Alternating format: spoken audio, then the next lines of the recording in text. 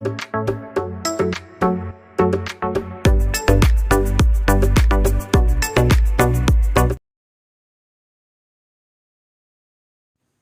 ഏവർക്കും study Nifty മലയാളത്തിൻ്റെ daily market ന്യൂസിലേക്ക് സ്വാഗതം. ഇന്ന് ഓഗസ്റ്റ് 5 ചൊവ്വാഴ്ചയാണ്.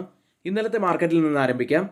മെറ്റൽ ഓട്ടോ ഓഹരികളുടെ നേതൃത്വത്തിൽ വിപണി നേട്ടത്തിലാണ് ഈ ആഴ്ച ഓപ്പൺ ചെയ്തിരിക്കുന്നത്. സെൻസെക്സ് 419 പോയിന്റ്സും നിഫ്റ്റി 157 പോയിന്റ്സും ഉയർന്നപ്പോൾ നിഫ്റ്റി ബാങ്ക് മാത്രമാണ് സപ്പോർട്ട് ചെയ്യാതിരുന്നത്. ഒരു മ്യൂട്ടഡ് അവസ്ഥയിലാണ് ക്ലോസ് ചെയ്തത്.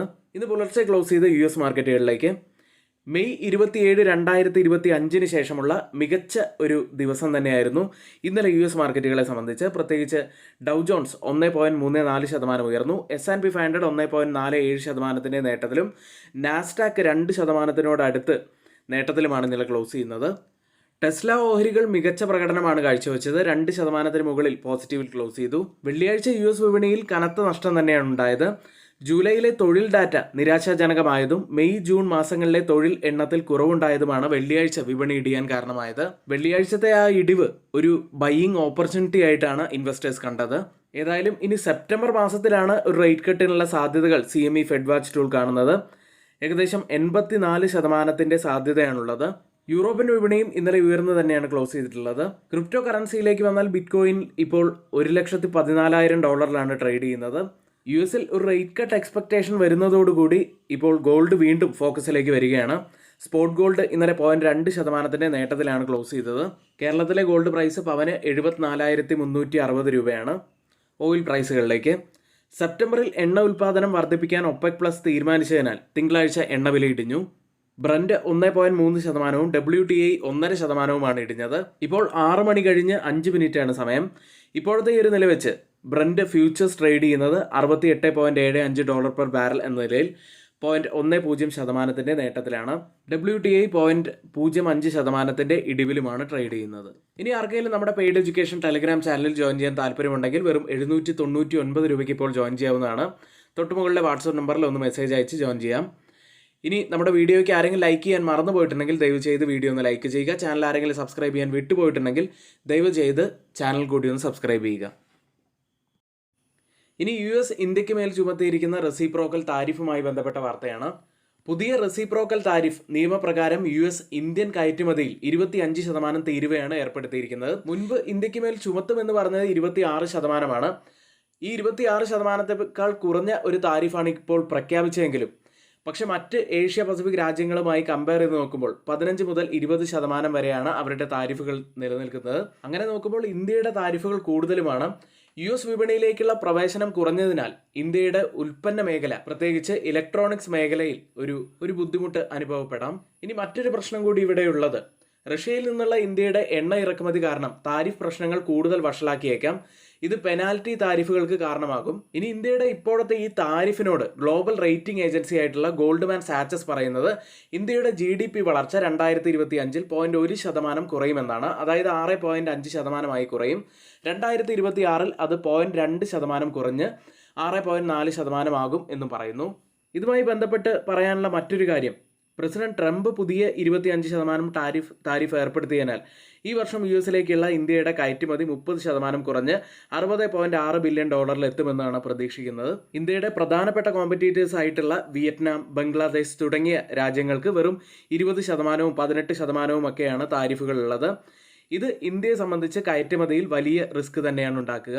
ഏതായാലും ഈ താരിഫ് ഇന്ത്യയുടെ സേവന മേഖലയെ ബാധിച്ചിട്ടില്ല എന്നത് മാത്രമാണ് ചെറിയൊരു പോസിറ്റിവിറ്റി ആയിട്ട് കാണാൻ കഴിയുന്നത്. ഏതായാലും US ഏർപ്പെടുത്തിയിരിക്കുന്ന ഈ താരിഫ് ഇന്ത്യയെ സംബന്ധിച്ച് നെഗറ്റീവ് തന്നെയാണ്. അടുത്തതായി പുറത്തു വന്ന പ്രധാനപ്പെട്ട കമ്പനികളുടെ Q1 റിസൾട്ടുകളിലേക്കാണ്. ആദ്യം Aurobindo pharma. Net പ്രോഫിറ്റിൽ 10.2% ഇടിവാണ് year on ഇയറിൽ രേഖപ്പെടുത്തിയിരിക്കുന്നത്. 824.2 കോടി രൂപയിലാണ് പ്രോഫിറ്റ് ഉള്ളത്. റവന്യൂവിൽ 4% വർധനവ് രേഖപ്പെടുത്തി. 7,868.1 കോടി രൂപയിലാണ് റവന്യൂ ഉള്ളത്. മറ്റൊരു കമ്പനി ബോഷ് ആണ്. നെറ്റ് പ്രോഫിറ്റിൽ 140% വർധനവാണ് ഇയർ ഓൺ ഇയറിൽ രേഖപ്പെടുത്തിയിരിക്കുന്നത്. 1,115.3 കോടി രൂപയിലാണ് പ്രോഫിറ്റ് ഉള്ളത്. റവന്യൂവിൽ 10.9% വർധനവ് രേഖപ്പെടുത്തി. 4,788.6 കോടി രൂപയിലാണ് റവന്യൂ ഉള്ളത്. മറ്റൊരു കമ്പനി സൈമൺസ് എനർജി ഇന്ത്യയാണ്. നെറ്റ് പ്രോഫിറ്റിൽ വലിയ വർധനവ് തന്നെയാണ്. 80% വർധനവ് ഇയർ ഓൺ ഇയറിൽ രേഖപ്പെടുത്തിയിരിക്കുന്നു. 263 കോടി രൂപയിലാണ് പ്രോഫിറ്റ് ഉള്ളത്. റവന്യൂവിൽ 20% വർധനവും ന്യൂ ഓർഡേഴ്സിൽ 94% വർധനവും ഇയർ ഓൺ ഇയറിൽ വന്നിരിക്കുന്നു. അടുത്ത് DLF എന്ന കമ്പനിയാണ്. നെറ്റ് പ്രോഫിറ്റിൽ 18.1% വർധനവ് രേഖപ്പെടുത്തി 762.7 കോടി രൂപയിലാണ് പ്രോഫിറ്റ് ഉള്ളത്. ഇനി റവന്യൂവിലും വളരെ വലിയൊരു വർധനവാണ്. 99.4% വർധനവ് രേഖപ്പെടുത്തി 2716.7 കോടി രൂപയിലാണ് റവന്യൂ ഉള്ളത്. മറ്റൊരു കമ്പനി സോന BLW പ്രിസഷൻ ഫോർജിങ്സ് എന്ന കമ്പനി. പ്രോഫിറ്റിൽ 12.1% ഇടിവാണ് ഇയർ ഓൺ ഇയറിൽ വന്നിരിക്കുന്നത്. 124.7 കോടി രൂപയിലാണ് ഇപ്പോൾ പ്രോഫിറ്റ് ഉള്ളത്. റവന്യൂവിൽ 4.2% ഇടിവും വന്നിരിക്കുന്നു. അടുത്തത് ഇനോക്സ് ഇന്ത്യ എന്ന കമ്പനി. നെറ്റ് പ്രോഫിറ്റിൽ 16.1% വർധനവ് വന്നു. 61.1 കോടി രൂപയിലാണ് പ്രോഫിറ്റ് ഉള്ളത്. റവന്യൂവിൽ 14.6% വർധനവാണ് വന്നിരിക്കുന്നത്. നല്ലൊരു റിസൾട്ട് തന്നെയായിരുന്നു. അടുത്തത് ഗോഡ്ഫ്രേ ഫിലിപ്സ് ഇന്ത്യ എന്ന കമ്പനി. നെറ്റ് പ്രോഫിറ്റിൽ 55.9% മികച്ച ഒരു പ്രോഫിറ്റാണ് ഇപ്പോൾ കമ്പനിക്ക് ഉണ്ടായിരിക്കുന്നത് ഇയർ ഓൺ ഇയറിൽ. റവന്യൂവിൽ 36.5% ശക്തമായിട്ടുള്ള ഒരു റവന്യൂ വളർച്ചയും അവിടെ കാണാം. ഇയർ ഓൺ ഇയറിലെ കണക്കാണ്. അടുത്തത് ആസാദ് എഞ്ചിനീയറിംഗ് ആണ്. നെറ്റ് പ്രോഫിറ്റിൽ 73.6% വർധനവ് വന്നിരിക്കുന്നു. 29.7 കോടി രൂപയിലാണ് പ്രോഫിറ്റ് ഉള്ളത്. റവന്യൂവിൽ 39.3% വർധനവ് വന്നിരിക്കുന്നു. ഇനി ഇന്ന് F&O സെഗ്മെന്റിൽ ബാനായ സ്റ്റോക്ക് PNB ഹൗസിംഗ് ഫിനാൻസ് ആണ്. ഇന്ന് റിസൾട്ട് വരുന്ന പ്രധാനപ്പെട്ട കമ്പനികളുടെ പേര് മാത്രം ഒന്ന് പറയാം.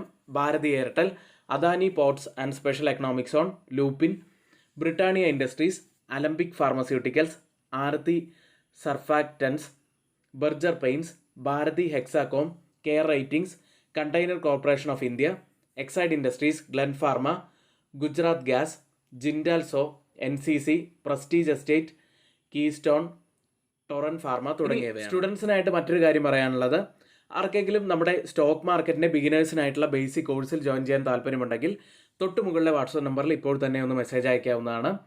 ഈ കോഴ്സിൽ നമ്മൾ ഉൾപ്പെടുത്തിയിരിക്കുന്നത് നിങ്ങൾക്കറിയാവുന്ന പോലെ technical analysis, fundamental analysis, trading വ്യൂവിനെ കുറിച്ച്, ട്രേഡിംഗ് സൈക്കോളജി, ഇങ്ങനെ ഒരുപാട് കാര്യങ്ങളിലൂടെയാണ് ഈ കോഴ്സ് കടന്നു പോകുന്നത്.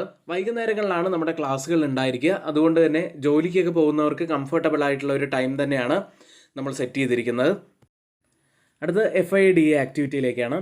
FIS ഇന്നലെയും 2567 കോടി രൂപയ്ക്ക് സെല്ല് ചെയ്തു. DIS ആവട്ടെ 4386 കോടി രൂപയ്ക്കാണ് ബൈ ചെയ്തത്. മാർക്കറ്റിൽ ഒരു റിക്കവറി കണ്ടപ്പോഴും FIS ഇന്നലെ നെറ്റ് സെല്ലേഴ്സ് ആയിരുന്നു എന്നത് എടുത്തു പറയാവുന്നതാണ്. ഇനി ഇപ്പോൾ ഓപ്പൺ ചെയ്തിരിക്കുന്ന ഏഷ്യൻ മാർക്കറ്റുകളിലേക്കാണ്. Japan market Nikkei 0.56% നേട്ടത്തിലാണ്.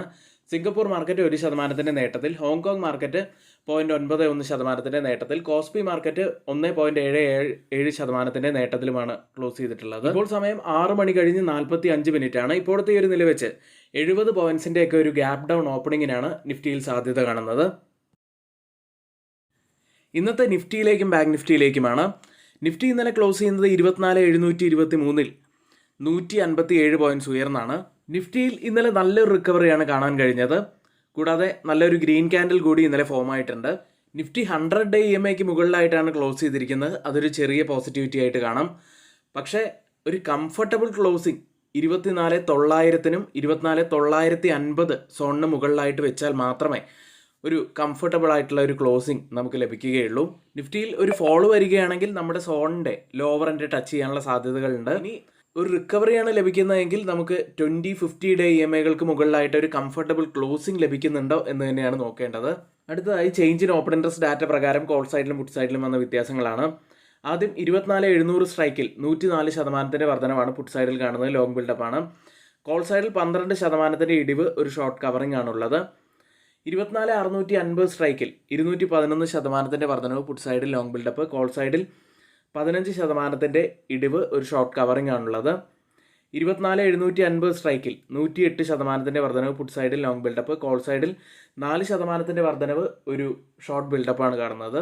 ഈ 3 സ്ട്രൈക്കും കമ്പയർ ചെയ്യുമ്പോൾ മാർക്കറ്റിനെ മുകളിലേക്ക് കൊണ്ടുപോകാൻ കഴിവുള്ള പുട്ട് സെല്ലേഴ്സാണ് നല്ല ശക്തിയോടെ നിൽക്കുന്നത്. ഇനി മാക്സിമം ഓപ്പൺ ഇൻട്രസ്റ്റ് റൈറ്റ് ചെയ്തിരിക്കുന്ന സ്ട്രൈക്കുകൾ പ്രകാരം ഒരു റെസിസ്റ്റൻസ് ആവാൻ സാധ്യതയുള്ളത് 24,800-ഉം സപ്പോർട്ട് ആവാൻ സാധ്യതയുള്ളത് 24,600-ഉമാണ്. ബാങ്ക് നിഫ്റ്റിയിലേക്ക് 55,619-ൽ 2 പോയിന്റ്സ് മാത്രം ഉയർന്നാണ് ബാങ്ക് നിഫ്റ്റി ക്ലോസ് ചെയ്യുന്നത്. ബാങ്ക് നിഫ്റ്റിയെക്കുറിച്ച് പറയുകയാണെങ്കിൽ നമ്മുടെ ആ ഒരു ചാനൽ പാറ്റേണിൽ നിന്നും നേരത്തെ തന്നെ ഒരു ബ്രേക്ക് ഡൗൺ ഉണ്ടായി കഴിഞ്ഞിരുന്നു. ഇപ്പോഴിതാ നമ്മൾ വരച്ചിരുന്ന ആ ഒരു സപ്പോർട്ട് ട്രെൻഡ് ലൈനും ബ്രേക്ക് ചെയ്ത് താഴെ ക്ലോസിംഗ് വെച്ചിട്ടുണ്ട്. ഇനി പ്രധാനപ്പെട്ടതാവാൻ സാധ്യതയുള്ളത് ഡൗൺ സൈഡിലെ ആ ഒരു സപ്പോർട്ട് സോണാണ്. ഇതൊക്കെയാണ് ബാങ്ക് നിഫ്റ്റിയെ സംബന്ധിച്ച് ശ്രദ്ധിക്കേണ്ട കുറച്ച് കാര്യങ്ങൾ. ഇനി ആർക്കെങ്കിലും നമ്മുടെ പെയ്ഡ് എഡ്യൂക്കേഷൻ ടെലഗ്രാം ചാനലിൽ വെറും 799 രൂപയ്ക്ക് ജോയിൻ ചെയ്യാൻ താല്പര്യമുണ്ടെങ്കിൽ തൊട്ടുമുകളിൽ നമ്മളിവിടെ ഒരു വാട്സപ്പ് നമ്പർ നൽകിയിട്ടുണ്ട്. ആ നമ്പറിൽ മെസ്സേജ് അയച്ച് ജോയിൻ ചെയ്യാവുന്നതാണ്. ഇനി നമ്മുടെ വാട്സപ്പ് ഗ്രൂപ്പിൻ്റെ ഫ്രീ വാട്സപ്പ് ഗ്രൂപ്പിൻ്റെ ലിങ്ക് കൂടി നമ്മൾ കമൻറ്റ് ബോക്സിൽ പിൻ ചെയ്തിട്ടുണ്ട്. ആ ലിങ്ക് വഴി നിങ്ങൾക്ക് ഞങ്ങളുടെ വാട്സപ്പ് ഗ്രൂപ്പിൽ ജോയിൻ ചെയ്യാവുന്നതാണ്. ഇന്നിവിടെ നമ്മൾ ഷെയർ ചെയ്തിരിക്കുന്ന എല്ലാ കാര്യങ്ങളും ഏറ്റവും ഓതറൈസ്ഡ് ആയിട്ടുള്ള സൈറ്റുകളായ money control, Mint, Reuters, CNBC, financial express തുടങ്ങിയ മാധ്യമങ്ങളിൽ നിന്നാണ് എടുത്തിരിക്കുന്നത്. മറ്റുള്ളവയെല്ലാം നമ്മുടെ വ്യൂസ് മാത്രമാണ്. ഒരിക്കലും അത് റെക്കമെൻഡേഷൻ അല്ല. നിങ്ങളുടെ എഡ്യൂക്കേഷൻ പർപ്പസിന് വേണ്ടി മാത്രമാണ് ഷെയർ ചെയ്യുന്നത്. എങ്കിൽ ഇന്നത്തെ ഈ വീഡിയോ ഇവിടെ പൂർത്തിയാവുന്നു. ഏവർക്കും നന്ദി.